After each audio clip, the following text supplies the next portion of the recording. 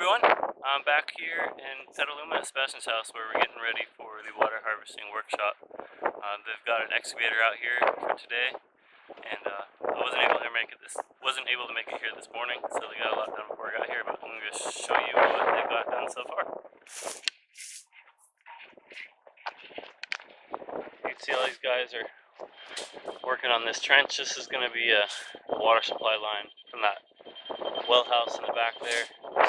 And you're running down here where everybody's parked. This is going to be a farm field. So they're trying to get water down to that field. Right now Tom's over there on the excavator. He's going to dig a trench from the well house over to the house. And that's going to be for the wet line supply for the rain tank that's filling in over here.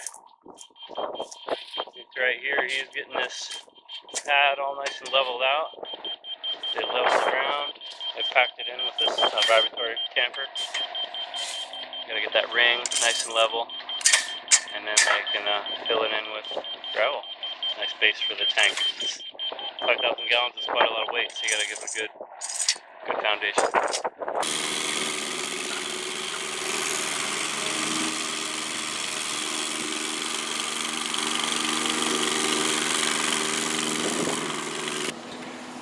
So the pad's been all leveled off and tamped down. That part's done. And we're starting to fill this trench back in with this 1.5 inch pipe in. You ready over there?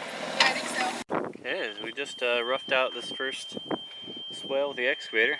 We got a nice wide bucket on it. Looks a lot quicker.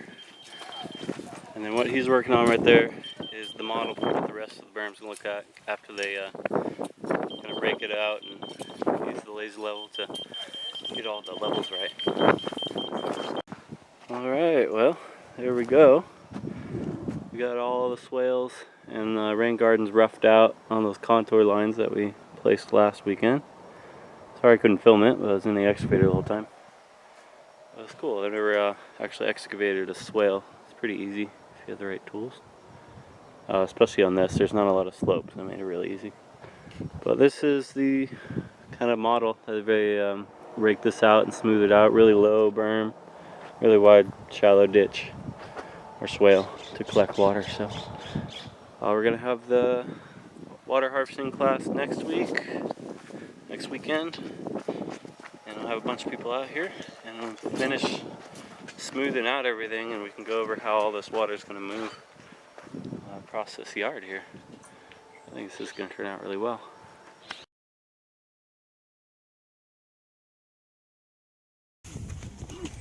So I want that tank functionality, and I want to kind of baby my well. Having the tank is also nice. I have 6 people in the house right now. If the well fails, getting the permit and getting a crew out to drill a new well is probably a 6-month wait here in Sonoma County. And I can't be trucking water for that long. Having a tank here kind of gives me this other option of if calamity comes and the well collapses, I could truck in water and fill a tank to run the household stuff. If I don't have a tank, the house is without water, and I don't know exactly how I'm going to get water to the people. So that gives me the option here. We're going to be using it for irrigation. It won't be potable, but in an emergency, I'd be able to chlorinate it and get it potable as an emergency. First, I'd have to empty out the rainwater and put in potable water that was trucked in. But it gives me that peace of mind that I'm going to be able to provide the water that renters expect. So that's another reason for wanting the tank. And then here in the front, I want to infiltrate. I want to do infiltration into groundwater. I want to kind of be one of those kind of case studies for these new agencies that are focusing on managing our surface water and our groundwater. And I think this could be a really good demonstration site for it. The rainwater, which according to California is not potable, it's not the same as sewage, but it's not potable. That can't touch the potable water for a house without protection. And there's a couple different ways we can do that protection. The way we're going to be doing it is where the well adds water to the tank, it's going to fall into the dirty water. It's not going to be ever touching the dirty water. It comes out the end of a pipe and falls into the tank. So our potable system is protected. That's called backflow protection, meaning if there's ever low pressure in the house, we're not going to siphon dirty water into the house. You can have a tea from the... All right, keep it going. All right, feet clear.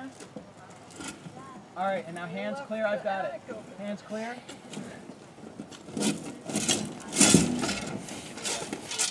Boom. Oh yeah. How big is that space? From the driveway. So this will be pulling from our driveway area. I don't think very much is coming from the neighbors because of that little ridge along the fence. So we're talking a couple thousand square feet that's coming from The barn, right? the barn. Mostly sends its water that direction. Okay, I thought that we graded that to come all the way down to the Yeah, we're gonna wonder gutter the barn to send the water away, to send it to the far side of the septic. Kind of everything we're doing here is keep the septic dry and boomerang the water around the sides. So you're going to take the roof structure in the back and send that behind, and then all the gradient from the barn to this area, the surface flow will come into this Yeah. system. And So we're the barn is basically a watershed divide. Yeah, pretty much. And this ditch we're digging, you'll see this is much smaller than this swale. We're expecting a lot less water coming off that little bit of driving area than is coming off the roof. There might be more driveway, but that's 95% runoff. The driveway's 35% runoff, maybe. If it's well mulched with wood chips like we're going to do, it'll 20% for that one. Great. So you probably don't even have to walk with me because this one's pretty easy. When this overflows, you travel down this. So this is non-contour. This is going downhill. And it's going downhill at just enough of a rate that I'm kind of worried about erosion. We're going to make sure to get a good cover crop, probably a clover or a subterranean clover in here, because there might be some soil that gets brought with this water. That might tell us that we can't go as deep, because deep water will move faster than a wider sheet of thin water, so we might have to make this broader so it has less erosive capability. But regardless, it will make it to here. This will get dug out as a bit of a rain garden, more of a silt trap. Anything that comes out of that ditch will come here, where it's kind of an easy place to shovel it out if it starts eroding. This is one of the backflood swales that Eric was talking about. So we drew another contour line that, this area where we kind of stuffed up, we took the topsoil off, this is all one contour line. Tomorrow we're going to grade this out, make it a bit of a basin with a berm. That'll be another planting berm. And so water will fill this rain garden up, fill up, start back flooding that swale, and then only when that backflood swale has gotten to the height we want, we will have a compacted sill here, just like the one Hiroshi is standing on. That will then overflow and head down to the final rain garden down there, through another ditch just like this. So this back flooding, I can take a bunch of water here and spread it out that way. But if that gets partially caved in by gophers or whatnot, I'm not causing any risk of major blowouts because I only have to make sure that this overflow is working properly. Are you going to armor them? I'm going to see how the first year goes just with vegetative armor. Get a good ground mat of root biomass, and hopefully that does it. My hope is that our spillways are wide enough and skinny enough that we don't have to do rock. Notice we're not going to build a berm here. We're not going to raise this up. All we're going to do is dig this down so that it can overflow very easily. Some of it's going to end up there. I'll probably have to add some soil, or I may have to cut a part of this driveway out and redo it with gravel. I want the water to come across here. And then the contour is taken straight for that corner of the property. That's where the final culvert that takes the road water and brings it off the property. That's the target. Given the percolation rates in the surface area that we're giving it, I'll be shocked if any water hits this. I would be very happily surprised because it means we're taking way more water than I thought we were. So this is not going to be mounded up. This is going to be only sunken down. This will also end up taking a bit of water from this downspout at the corner, which currently just runs across the driveway. We're going to fall into this as well. So now we're also at the bottom of the second system. This has been the roof system. We're going to go back up to the top and follow the road system. So what we're going to do here is we took out the laser level, and it's counterintuitive. When we first saw it, we said, that road's way too far down to get up onto the property. And then we took the laser level out, and we found out that where that cone is, is the same height as this soil right here. That was an exciting couple minutes. Because it means we can probably do some clever things and pull that road water onto the property. What we figured out we can do is by taking out this piece of soil here down to the level where Jesse kind of opened up the soil with the excavator. If we connect these, then the water can come from our driveway onto the property. But the roadside ditch is still going to bypass us. So that truck has about 1 yard of road base in it, which should be all we need to add a triangle of road base to the side of the road, which means the water's coming down the ditch, coming across the driveway, it hits that berm, and it can't go over to the ditch. It will come here first, and we'll have intercepted all that water. So that 1 yard of road base, by our looks of the maps, should turn into an increase in watershed of about 5 acres from onto this section of land. So we own 1.7 acres, but we're trying to harvest as much of their watershed as we can. And $30 a road base is a pretty cheap way to buy yourself some land. So we still have to get the exact elevations of that down. There's some safety concerns here. We don't know how much water is going to come off that road. If somebody adds a bunch of hardscaping up there, it might get even worse how much water comes off. So I want to have a couple options. One of the worst case scenarios would be something wrong happens and water crosses the road, damaging the road, flooding out our neighbor's place. So we can't afford that. What we're going to do when we place this road-based diversion is we're going to give it a spillway as well. So if this ever backs up, or say we don't want the water and we put sandbags to block the entryway, then that water can overflow back into the roadside ditch. Not across the road, not backing up to flood the driveway, but it can overflow here into the roadside ditch. So we're putting that security into the system. And then we are bringing it onto the property. We're going to use a bunch of backflood swales to try and spread it out.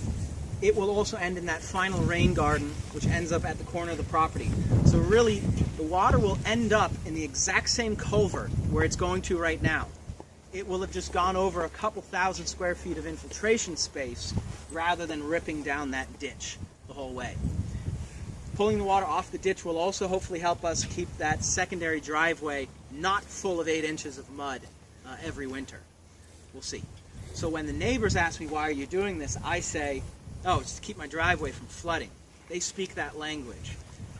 You guys speak the language of, I can infiltrate likely hundreds of thousands of gallons here. That begets better watershed health down the road. That begets better groundwater health. So we're going to pull water off the road. This will be our first silt basin. This is going to be the deepest of anything we do. I don't want to make the swales very deep. This one I do want to make quite deep because I want the water that comes across the driveway to move rather quickly so that it's not slowing down on the driveway. If it slows down on the driveway, it will deposit its silt on the driveway. I want it to be moving across the driveway, ideally at a 1, maybe 2% slope so that it doesn't slow down and drop its sediment there. It drops it here, where it's much easier for me to deal with it. So this will be lower so that we have good fall into it. It's also so that water never backs up onto the road. There will be a spillway here that connects to this area. That spillway has to be low enough so the water never backs up onto the driveway. And here it'll go into its first on-contoured backflow swales. Thank you for modeling there. You'll notice this is much shallower. I don't want really big berms. This one's even a little bit too big for what we want. So this is only going to flood in. We have to get the exact levels done when we start digging.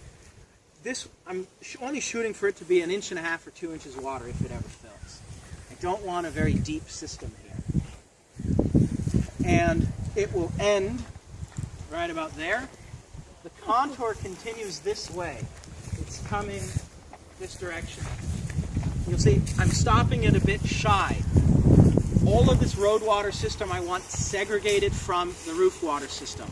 is I don't exactly know the quality and quantity of what's coming off this. It'd be easier for me to manage as two separate systems. Maybe later on they can interface. You notice I stopped the swale here. I didn't continue it all the way. I'm leaving myself a pathway here of soil that will stay drier in the winter so that I maintain access. So this is going to end by just taking the soil and also building the mound on this side as well. So we're just going to be hand grading this and raking this out tomorrow, making sure we got the bottom dead level. It's back flooding. It won't overflow here. It will overflow in another level spillway near Roshi. It then goes down. You can see where we've started to open the channel for it as well. Notice that that channel is very shallow. I don't want to insize my water. I want to keep the water as close to the surface as possible. My dream on this is that after a year of growth, you don't really see the earthworks. It just looks like a very healthy, vegetated waterway that's 1/8 of an inch thick, wiggling its way through some grass. That's my goal. I don't want big, deep earthworks. Those deep earthworks may be dehydrating the landscape just as much as they're rehydrating the landscape. We'll come down that diversion, and we come to another back. This is not a backflow. This is actually the first portion of it. It's a swale. You'll notice this one here. That's connected to the roof system. These will be segregated from each other. That's just that swale ends right there. And it will not connect. This one comes down the hill. It's coming downhill here, so we might need some check damming. We might need some brush filter. We might need to dig this as a deeper rain garden to catch the sediment. This is not a backflow swale. This is kind of your more traditional swale. The rain garden fills up. This is all level. This was shot on contour up to about here. At this point, the contour line starts going that direction towards the back of the truck. I don't really want it to go there. I want it to head down to the rain garden. So here's when we started going downhill. We need to take a measurement on this and see that it's not over 2 or 3%. That's when I'd really start getting worried about, is it going to rip a lot of sand or sandy soil out the bottom of the swale and dump it into the rain garden. So we'll have to take a look at that. It then enters that final rain garden and overflows. So the systems combine there after we've done all of our plantings here.